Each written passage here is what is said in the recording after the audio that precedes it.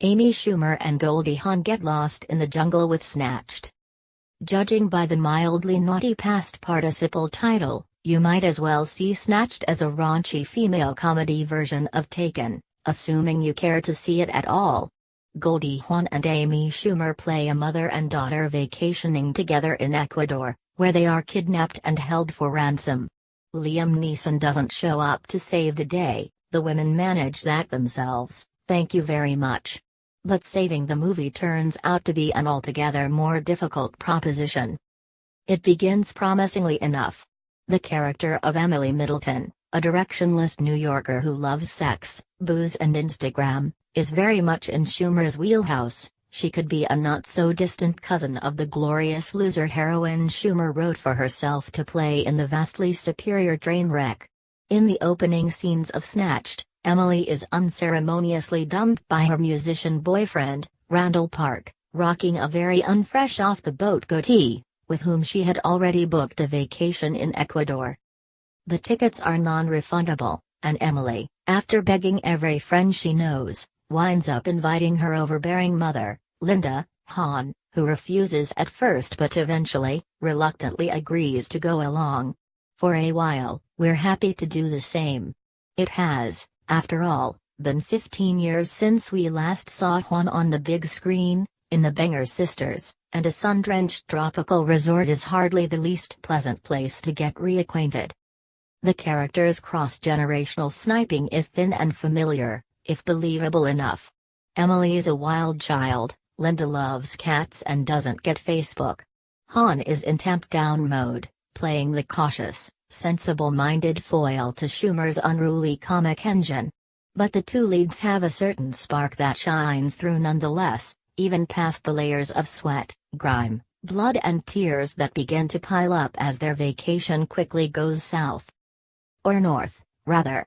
Making the mistake of falling for some hunky man bait, Tom Bateman, Emily lands herself and her mother in Colombia, where they are imprisoned by a menacing crime boss named Hector Morgado, Oscar Gineda.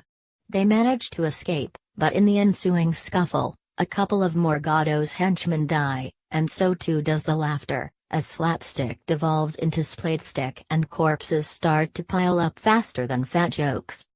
It's not that there isn't comedy gold to be mined from the sight of two American women trying to find their way through the Amazon, especially with help from a bumbling tour guide, Chris Meloni, and two legitimately fierce platonic friends, a nicely matched Wanda Sykes and Joan Cusack, with serious special ops skills. The bigger problem is that side-splitting comedy and throat-splitting violence don't always make natural bedfellows, despite Hollywood's many attempts to convince us otherwise. There have, of course, been a few welcome exceptions to the rule, among them the Melissa McCarthy vehicle Spy and the Heat. The latter movie, like this one, was scripted by Katie Dippold. She also wrote last year's female-powered Ghostbusters remake, which makes it all the more regrettable that Snatched, under the uninspired direction of Jonathan Levine, the night before, Warm Bodies, should feel like such a lazy, laugh-deficient botch. With a cast of Colombian characters that can be evenly divided between salt-of-the-earth villagers and gun-toting thugs, Snatched is more mindless than malicious. Its clodishness is, if anything, a proud Hollywood staple. Even still, the movie won't do much to counter the widespread charge that Schumer, a genius at skewering male assumptions about femininity, sexuality and body image, is on much more questionable ground when it comes to using comedy to address issues of race and culture. It's telling that the movie's sharpest moment is a wordless bit of physical comedy involving a door, a mirror and some sensible if impromptu feminine hygiene.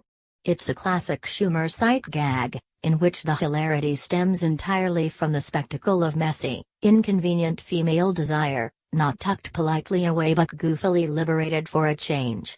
Next to a gutbuster like that, tired jokes about the purported horrors of the third world, scorpions, tapeworms, fatal cliff dives, non-English speakers, don't really stand a chance. I don't mean to dwell on the xenophobia of Snatched, which is hardly the first studio release to mock its characters' cultural cluelessness and wind up revealing its own.